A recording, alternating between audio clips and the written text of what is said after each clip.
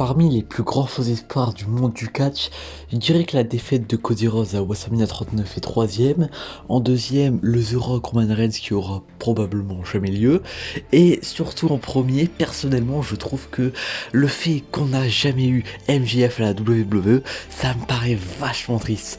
Parce que MJF en soi a tout le potentiel d'être la plus grosse superstar du monde du catch. Malheureusement, s'il n'est pas à la WWE, bah c'est compliqué d'être l'une des plus grandes superstars du monde du catch. Alors on a bien des superstars comme Will Ospreay par exemple, qui sont là à AEW et qui sont pourtant les meilleurs catcheurs au monde.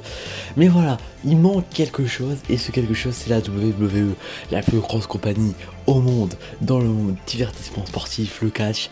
Vraiment, les plus grandes superstars sont là-bas et forcément si tu veux t'illustrer comme étant la plus grande superstar, et bah forcément faut être là-bas. Et malheureusement MJF n'y est pas et comme on l'a vu à Double or Nothing, et ben il a re-signé avec la AEW, il s'est même fait un tatouage pour dire qu'il va vraiment pas partir. Alors je trouve ça un peu triste et c'est pour ça que comme vous le savez j'aime bien me faire des petits scénarios. J'ai déjà fait 2 épisodes avec Roman Reigns et Solo Sikoa notamment, et ben j'aimerais bien cette fois-ci faire un grand et si MJF avait rejoint la WWE.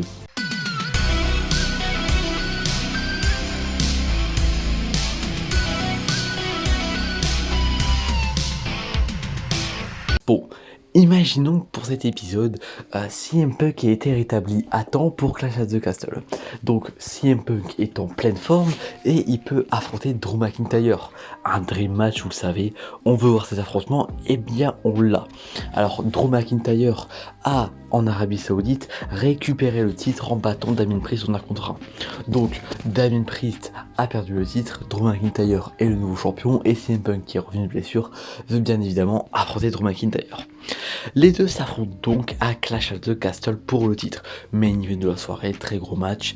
Et forcément les deux offrent une performance de dingue. Premier match pour CM Punk depuis son retour. Et CM Punk est toujours très chaud. Drew McIntyre, très fort aussi, arrive après un gros Glasgow Kiss, son gros coup de tête à la Zidane, et ensuite le Claymore Kick a gagné le match. Drew McIntyre bat CM Punk, énorme réaction de la part du public et tout le monde est très content. Drew McIntyre bat CM Punk et reste donc le champion de Raw. Mais CM Punk, vous le savez, il a un gros ego et forcément il va pas rester là. Donc vous le savez, après on a Money in the Bank et forcément les deux veulent se affronter là-bas. Du moins Drew McIntyre est pas super chaud pour la revanche, mais CM Punk ne lui laisse pas le choix et forcément assez particulier de voir CM Punk à la WWE avoir un match de championnat à Money in the Bank quand c'est ce qui s'est passé 13 ans avant à Money in the Bank 2011. CM Punk promet à Drew McIntyre de lui refaire pareil, de le battre, de prendre le titre et de se barrer dans le public. Drew McIntyre lui promet la même chose. La question est de savoir qui va réussir à faire ça. Money in the Bank 2024, et ben les deux se réaffrontent dans le main event. Alors Drew McIntyre, il nous fait encore une performance de dingue, c'est encore plus dingue que le match d'avant. Les deux sont vraiment très forts, surtout que les deux là se détestent hein. Donc vraiment c'est pas un street fight, mais ça, on aurait pu vraiment match très violent entre les deux. Et Punk à un moment, il est tellement énervé qu'il part pour faire un coup de poing sur Drew McIntyre, mais Drew McIntyre esquive et l'arbitre qui se trouvait derrière se retrouve KO. Pas de chance, Punk se retourne, Drew lui porte un Glasgow Kiss, le coup de boule, et malheureusement Drew il a bien subi, ça fait une vingtaine de minutes que le match a commencé, et maintenant Drew et Punk sont KO, sont du ring. Alors c'est pas fou, surtout que les deux comment un peu à se relever, mais voilà, les deux ont du mal à se relever, les deux sont chacun dans un coin du ring. Et là, les lumières s'éteignent, donc le public se demande ce qui se passe. Alors, première idée, forcément, Finn Balor, qui est, je ne l'ai pas précisé, Finn Balor a remporté le Money in the Bank. Donc Finn Balor à la mallette, donc on se dit, c'est Finn Balor qui vient cash in, les deux sont KO, c'est peut-être le meilleur moment. Mais non, les lumières se rallument, et sous la surprise de tout le monde, y compris de Drew McIntyre, il se retrouve nez à nez avec un homme déguisé en diable, le même diable que portait MJF lors de la AEW. Forcément, Le public sait que MJF n'a pas encore renouvelé la AEW, donc tout le public se lève, tout le public commence à péter un câble, vous êtes derrière votre écran et vous pétez un câble aussi. Parce que voilà, MJF a quand même fait le tour du monde et forcément sa venue à la WWE est très attendue. Donc là tout le monde pète un peu un câble, donc on sait pas encore qui c'est, et là Drew McIntyre voit que cette personne lui tend quelque chose. Il voit un point américain et le diable tente Drew McIntyre, il lui donne le point américain, il saisit le point américain et Punk, en se relevant, il se retourne, il se dirige vers Drew, il ne voit pas le diable, il ne voit pas le point américain que Drew a dans la main. Drew se lève, porte un coup de poing dans la tête de Punk, l'arbitre revient lui petit à petit, le tomber 1, 2 et 3. Drew conserve le titre, Drew prend la ceinture, se bat, refait un remake de Money in the Bank 2011, mais bon, Punk n'est pas là pour voir ça, vu que Punk est KO au centre du ring. Forcément, les gens se demandent ce qui se passe actuellement. Le diable vient alors sur le ring. Cet homme se tient debout et il va prendre une chaise. Voilà, tout doucement, il va poser la chaise au centre du ring. Il va s'asseoir à côté de Punk. Punk, avec le temps, commence à reprendre ses esprits. Il essaie de se lever et le diable enlève petit à petit son masque et Punk se rend compte, comme le public, que sous le masque, c'est Mansour, c'est faux, c'est MJF, bien évidemment. MJF, donc une pop nucléaire du public. Voilà, Punk est choqué et voit juste le diable prendre un autre point américain, lui cogner le point américain sur le crâne. Le show se termine là-dessus, pas de cash-in forcément vu que Drew se barre avec le titre.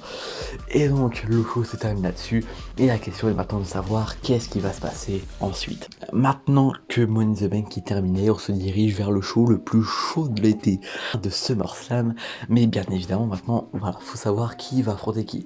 Forcément, tous les regards se tournent vers MJF et la WWE annonce que MJF va prendre la parole ce soir à Raw. Et donc, MJF est bien là, MJF fait son entrée, il garde la même musique d'entrée que AEW, c'est génial, voilà, tout le monde adore. Et donc MJF prend le micro, il prend la parole, voilà, il explique, voilà, donc c'est une promo classique, voilà, en gros, il dit, je vais casser la gueule à Punk, si vous voulez être plus simple, même si vous savez que c'est plus nuancé avec MJF, il est très très fort dans l'art du trash talking, un peu comme un Conor McGregor, voilà, il vient titiller l'adversaire, forcément, ça provoque Punk qui arrive, la sécurité arrive aussi parce qu'ils savent que ça va vite dégénérer, ça devient le gros bordel. Et aussi, voilà, maintenant ça fait rire Drew McIntyre, voilà, qui regarde ça. Mais voilà, le show n'est pas terminé, c'est-à-dire que Drew McIntyre regarde ça en coulisses, voilà, il se part bien. Sauf qu'à la fin du show, on voit dans les coulisses que Punk, Drew sont en train de se battre dans les coulisses. Ça fait rire MJF. Voilà, après, Punk arrive à s'aufiler dans la sécurité, il arrive à attaquer MJF, ça commence à partir en bagarre générale avec les trois. Les trois arrivent sur le stage d'entrée, ça devient le bordel, c'est un bordel total, il y a la sécurité, il y a tout le monde, et vraiment c'est un gros bordel, un gros bordel, c'est là-dessus que se termine Raw, et même maintenant que Drew est champion, on commence à voir un peu ce qui va se passer pour la suite. Donc, semaine suivante, MJF arrive de nouveau, cette fois-ci, voilà, il prend des précautions, il arrive avec des membres de la sécurité et des policiers également, voilà, au moins il prévient, il dit, il n'y aura pas de débordement cette fois-ci, pas de bagarre générale, on va faire ça clean. Donc voilà, MJF nous refait une petite promo pour insulter Punk, il met un petit taquet à Drew en passant, voilà, parce que bon, voilà, il se fout un peu de la gueule de Drew forcément, parce que il a eu besoin de MJF, Drew, pour gagner, donc forcément, ça fait un peu rire MJF aussi. Donc forcément, en ce moment encore un peu des deux, les deux arrivent, ce qui est pas une bonne chose pour MJF, on a d'ailleurs Punk, en fait, Punk arrive de devant de la rampe d'entrée, donc voilà, les policiers de sécurité se mettent devant lui, sauf que du coup, plus personne ne protège MJF.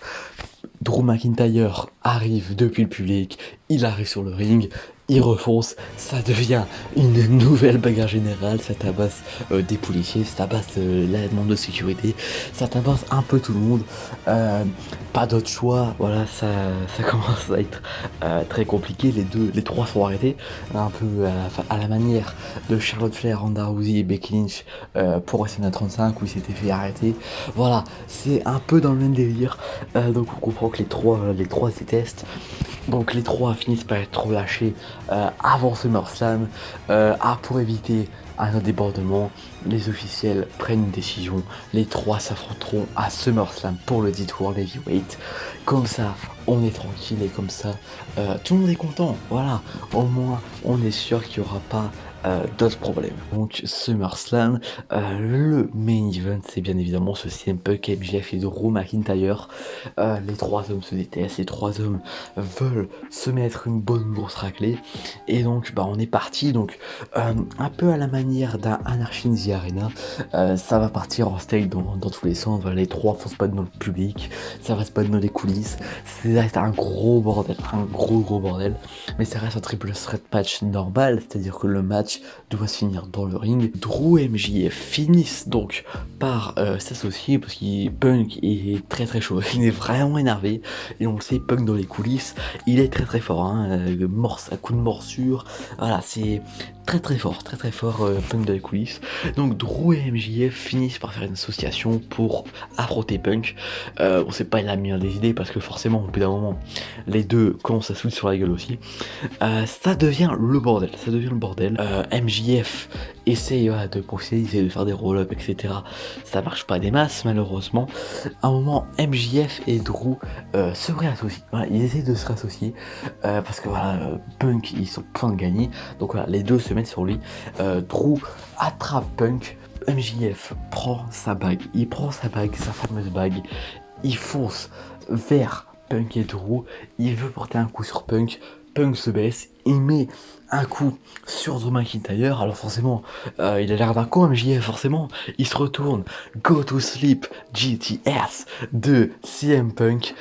CM Punk part pour faire le tomber sur Drew McIntyre. 1, 2 et 3. CM Punk devient le nouveau champion, il redevient champion plus de 10 ans plus tard, il redevient champion de WWE, énorme pop, c'est génial, très clairement tout le monde est approximativement content.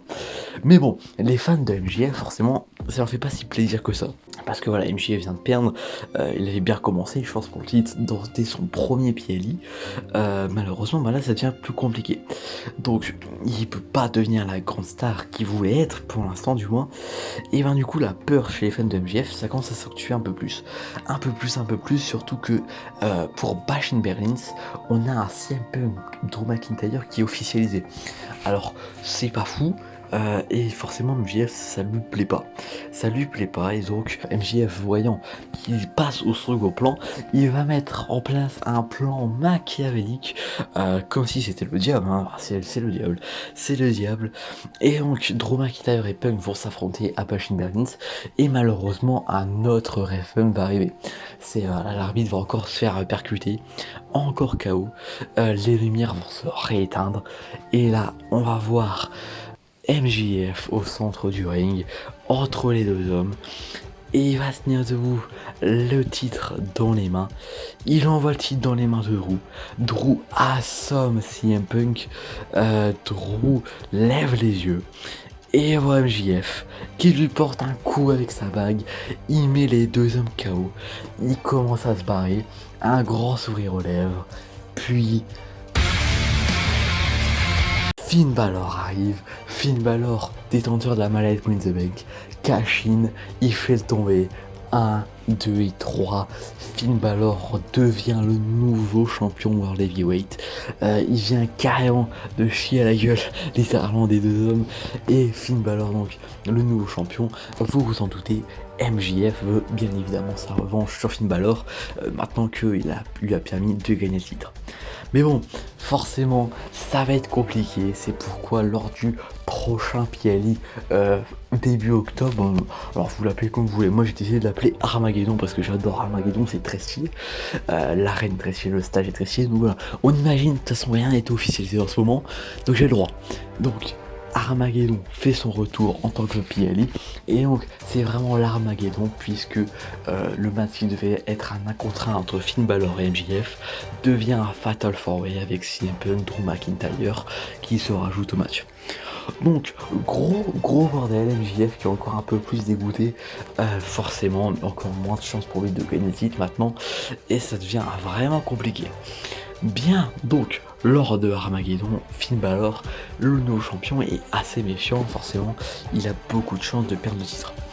Donc, dès le début, les trois hommes s'associent contre Finn Balor, parce que MJF est un salaud, on le sait, mais MJF, voilà, il tente des roll-up sur Punk et sur Drew, malheureusement, vous en doutez, ça passe pas. Donc forcément MJF se fait casser la gueule et passe à travers la table des commentateurs. Punk et Drew en même temps donc ils se livrent une grosse guerre, voilà, un gros affrontement.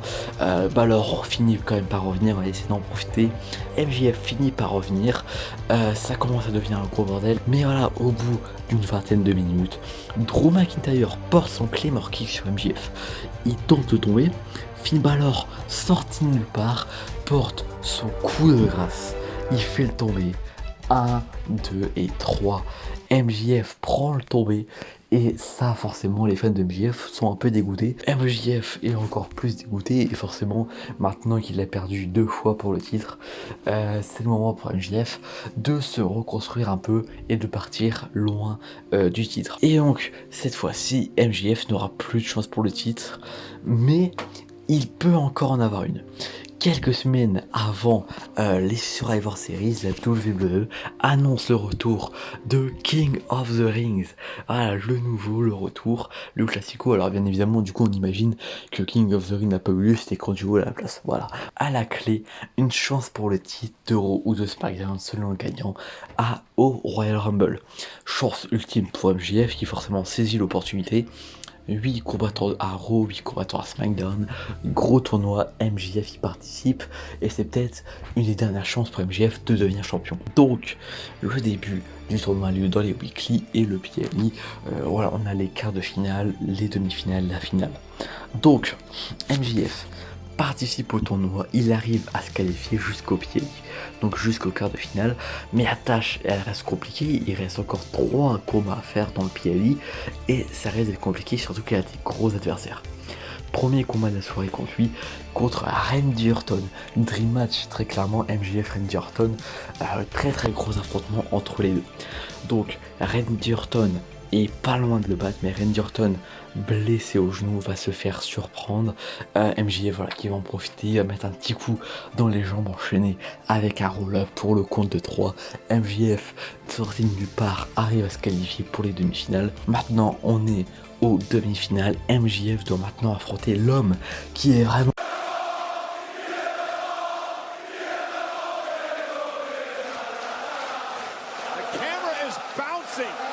AJ Styles, donc tâche compliquée, AJ Styles est un peu plus en forme que MJF, mais MJF est beaucoup plus malin, voilà, il est plus malin, AJ Styles va tenter son phénoménal forearm, MJF va attraper la troisième corde, il va voilà, la faire bouger, il va perdre le contrôle AJ Styles, il va tomber sur les cordes, il va passer entre les cordes, il va se tomber dans le ring, MJF va l'attraper, il va porter son finisher, le Heat Seekers, et remporter le match.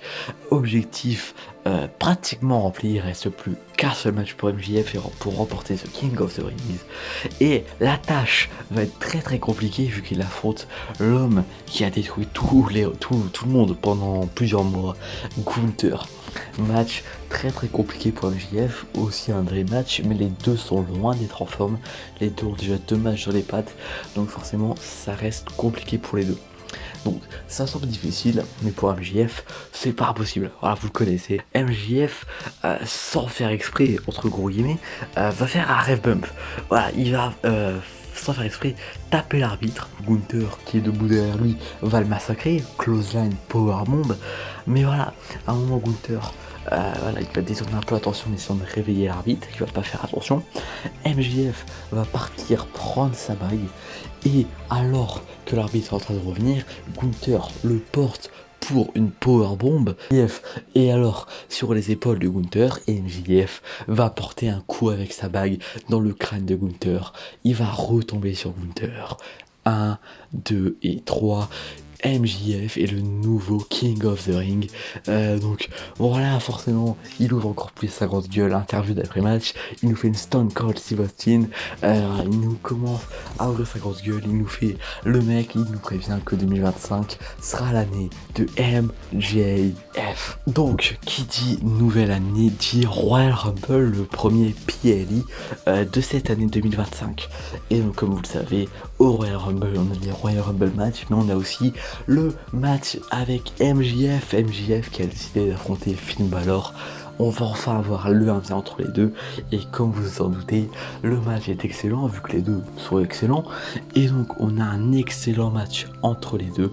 Et alors que MJF a pris l'avantage sur Finn Balor va être sauvé par la musique de CM Punk. CM Punk qui vient faire chier notre ami MJF, parce que MJF l'avait insulté sur les réseaux, parce que MJF adore faire chier CM Punk.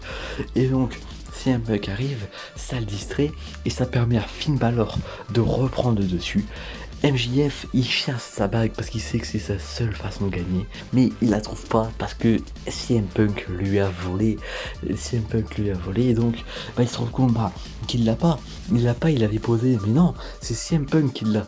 Et donc, en se relevant, il se prend le shotgun dropkick, le coup de grâce. 1, 2 et 3, victoire de Finn Balor qui conserve son titre. Encore une défaite pour MJF, une nouvelle fois, le titre lui échappe. Et forcément, ça fait rire CM Punk qui va se foutre de la gueule de MJF. Et ça, MJF va lui faire payer. Le Royal Rumble, c'est pas juste le match de championnat, c'est aussi les Royal Rumble match masculins. Vous le savez, 30 participants, un seul gagnant. Cet homme pourra aller dans le main event de WrestleMania affronter le champion de son choix. Et dans ce match, une personne impressionne vraiment le public. CM Punk qui est déterminé à redevenir champion. Et il fait un excellent match, il rentre en numéro 1 et il risque de devenir l'homme qui gagne ce Royal Rumble. Mais le numéro 30, il devait arriver. Mais non, on se rend compte que cette personne s'est fait attaquer dans les vestiaires. Voilà, les officiels disent non, du coup il n'y a pas de troisième participant, et forcément un homme va venir, il va venir dire bah oui, mais vous en faites pas, je suis là, je peux le remplacer. C'est bien évidemment MJF. MJF remplace le numéro 30, et donc MJF rentre en numéro 30, et bien évidemment, comme un gros salopard, il va éliminer CM Punk du Royal Rumble. Mais si ça s'arrêtait à là, ce serait déjà beau, ce serait bien rangé. Mais non, parce que MJF va gagner le Royal Rumble match, et MJF va s'assurer un match dans le main event de WrestleMania, un match pour le titre, en espérant que cette fois-ci, ça soit la bonne. MJF annonce donc qu'il affrontera le champion de Raw, mais attention, parce que Finn Balor a beau être le champion, Finn Balor va devoir défendre son titre dans l'Elimination Chamber match face à 5 autres participants. Et MJF, forcément, ça intrigue ce match. On a des gros noms dans le match, notamment un certain CM Punk, et ça, forcément, ça plaît pas trop à MJF, ça lui plaît pas trop. Et donc, vous vous en doutez, CM Punk va commencer le match, et CM Punk va faire une grosse performance. Il va éliminer 2 de ses adversaires, et Balor, lui, en arrivant, va éliminer à son tour un autre adversaire. Et donc, on va se retrouver, voilà, petit à petit, avec un AV1 Punk et Finn Balor. Donc, un match d'un qui va être encore féminin, forcément. Mais voilà, alors que Finn Balor commence à prendre dessus, il va y apporter son shot de dropkick. C'est un point qui peut dépasser. Finn Balor va monter le sol, pas des morts, qui c'est fini. Finn Balor va monter. CM Punk va se relever, il va attraper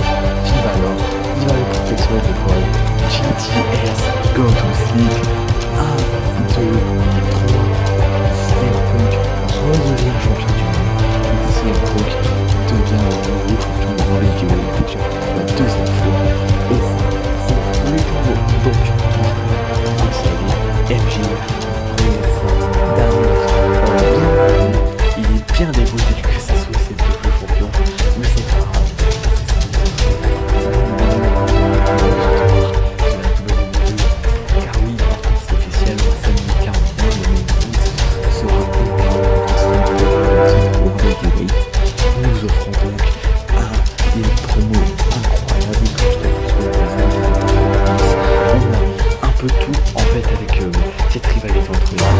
Et ça donne de jour en jour.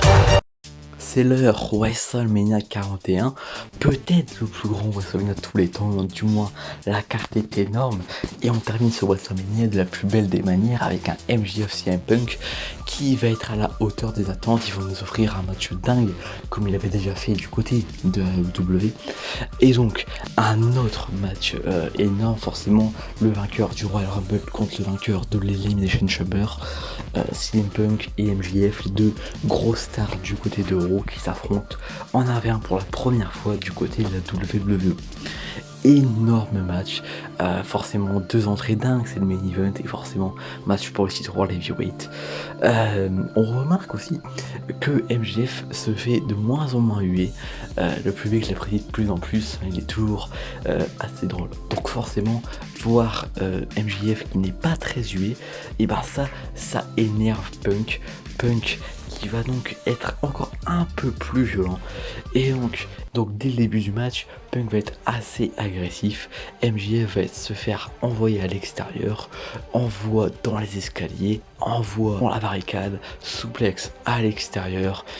C'est assez compliqué pour MJF ce début de match, mais MJF avec la foule qui l'acclame, MJF finit petit à petit à reprendre le dessus, il se débat encore, et voilà, il arrive à s'en sortir des coups de coude, des coups de poing, des souplex, et pour tout de la gueule de CM Punk, bien évidemment, qui fait l'enchaînement de John Cena, le You Can See Me, tente l'attitude adjustment qui ne passe pas, mais voilà, MJF s'amuse avec Punk, qui tente bien évidemment la buckshot lariat de Hangman Page, il fait exprès de se louper pour bien foutre de la gueule CM Punk forcément, donc Punk commence encore un peu plus à s'énerver et il en a marre, voilà, de se faire un peu humilier par MJF. Il reprend le dessus, il place voilà, ses coups de pied, il défonce un peu la gueule à MJF, il porte son elbow drop de la troisième corde, il part pour son GTS, mais MJF contre, il tombe dans le dos de CM Punk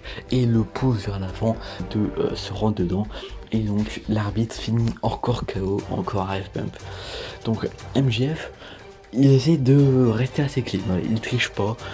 Pour l'instant, voilà, ça va, MJF assez clean, assez babyface comme on dit. Punk, par contre, lui, déteste vraiment MJF et dès la première occasion, il porte un low blow sur MJF. Le public le hue, ça le fait marrer. CM Punk le porte sur les épaules pour le GTS, mais il contre une nouvelle fois, il retourne son dos, Punk se retourne, MJF gifle CM Punk, le public l'acclame pour ça, mais forcément ça va pas plaire à CM Punk qui va aller défoncer la gueule de MJF, il va lui porter des coups de poing, les muscles à le faire saigner, il va aller prendre la ceinture, le narguer en disant que c'est lui le champion, il va prendre un peu d'élan, il va attendre qu'il se relève un peu, il va partir pour un coup de ceinture, mais MJF va esquiver et va porter le sel de la terre, Salt of the Earth, sa prise de soumission qu'il n'avait jamais portée jusque-là à la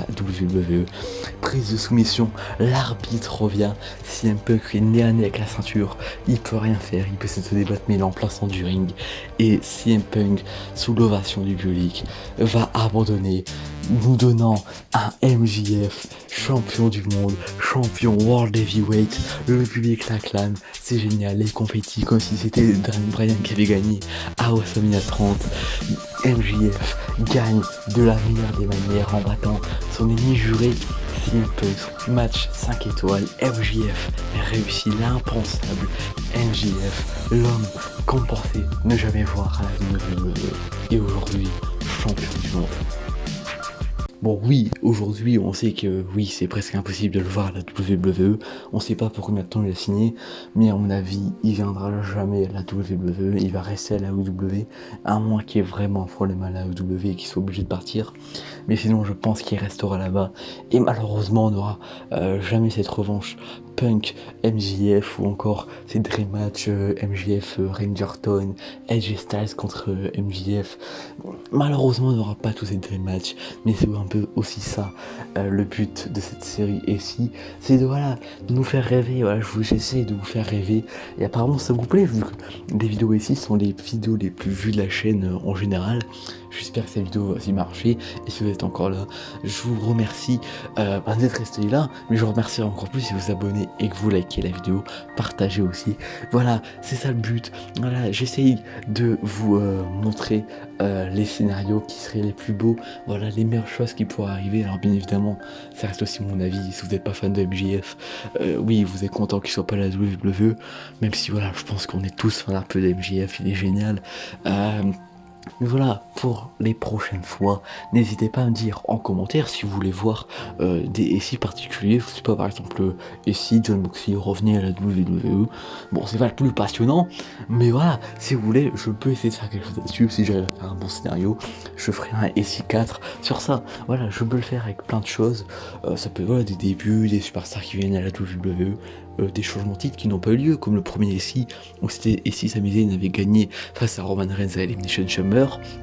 Voilà, ça peut être des scénarios comme ça, c'est comme vous voulez.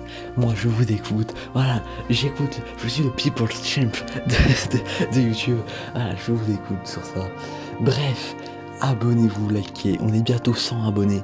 Ça serait très très beau de les passer avant la fin d'année. Bref, c'était Platy. Bye tout le monde.